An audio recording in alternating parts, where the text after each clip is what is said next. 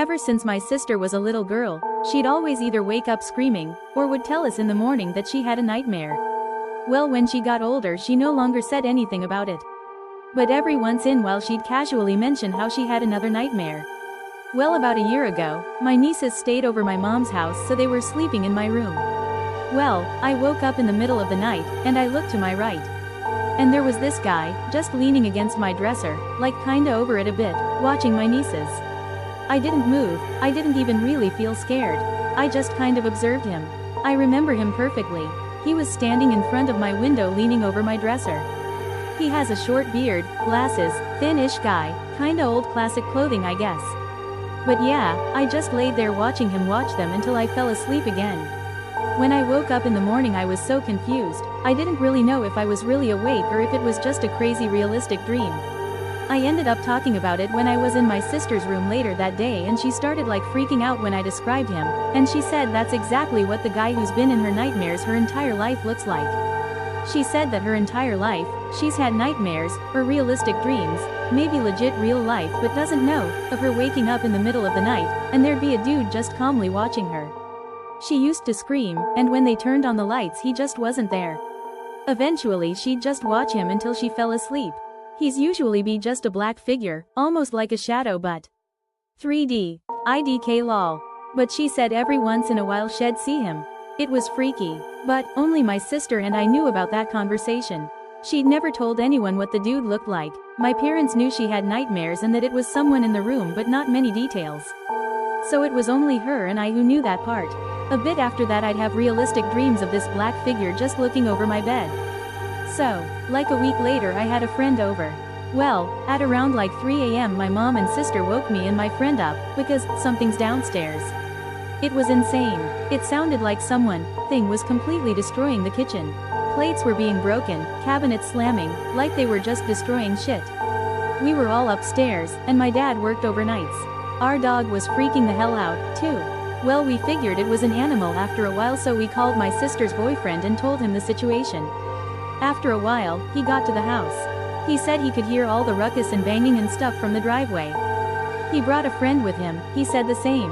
Well, he had a key, so they came in and immediately went upstairs, got us, took us outside, then they went to the kitchen with bats and stuff. Then all of the banging, all of the noise stopped. We were all outside waiting. About like 2 minutes later they came out and they were like, nothing's there. It's all fine. We went into the kitchen and nothing was broken, nothing out of place, no animal, nothing. But our dog was like cowering in the corner whimpering.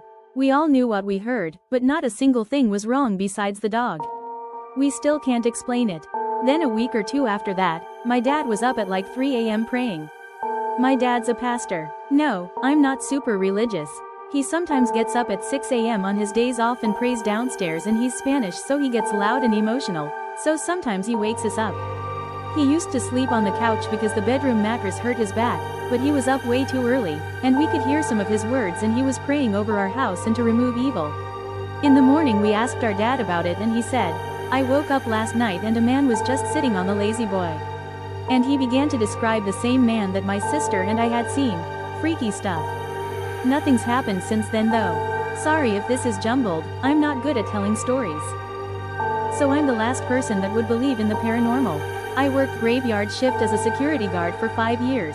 My coworkers would always say they saw something crazy and I'd come up with a logical explanation. There's only one thing I couldn't explain. I had to sit in a car outside of an empty building that was about to be sold, basically on fire watch duty since the fire systems were turned off. I would get there at the start of my shift around 10 p.m., unlock the door, disarm the alarm and do an entire walkthrough of the building, and lock it back up, rearm the burglar alarm. I would back the car into the space at the front of the building and watch movies on my tablet. It was in an empty industrial park and it was always dead quiet. Every night I was there, around 3 a.m., I would hear the wind howl outside of the car. I would look at the tree branches that would remain dead still. I would crack the car's window to hear silence from the outside. As soon as the window was back up, the howling of the wind would pick back up. I'd get out of the car and walk around, listen and look for any sign of what could possibly be making the noise. And it would just be dead silence. I'd get back in the car and close the door and the howling would return. It would usually last for about 30 minutes or so. Later I found out that 3 a.m. is the devil's hour, the opposite time of when Jesus was killed. Another night down at the same building I did my usual walkthrough, locked up, and started watching a movie. I always backed into the same spot at the front of the building, where one of the safety lights in the warehouse would reflect off of the driver's side mirror. One night, out of the corner of my vision, I saw something move across the warehouse light and break the reflection just briefly.